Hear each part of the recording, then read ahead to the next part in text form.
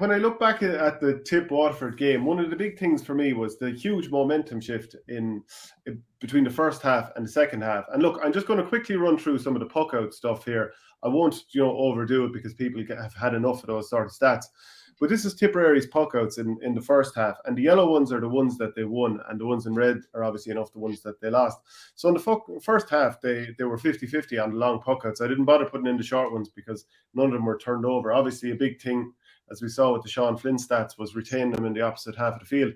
But in the second half, you can see that Tipperary, Brian Hogan went long, and it was pretty much in Bonner-Maher's side of the field time after time after time. Now, I'm not putting it all down on Bonner-Maher, but he put most puckouts down that side. It wasn't working, and Tipperary didn't have the in-game sort of reaction to change things up, because obviously there's statsmen there. You'd hope they'd do something about that. Then on the Waterford side of things, first half, they won just 11% of their own puckouts. And you can see Sean O'Brien was trying them in all angles.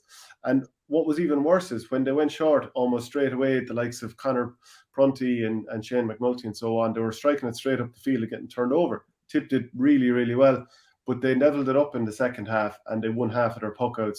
And you know what? In the last 5 minutes of the game, including injury time, Ozzie Gleeson came up with a big catch. Shane Bennett came up with a big puck-out win.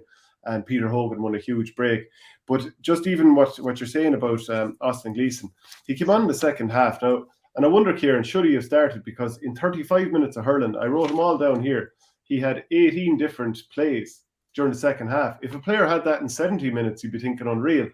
And I know Jamie Barron was good when he came on, but he actually only had the ball 4 times. But he scored 2 points. He assisted two scoring attempts. One was scored, one wasn't. But like that Austin Gleeson thing alone, he absolutely has to start surely on Saturday.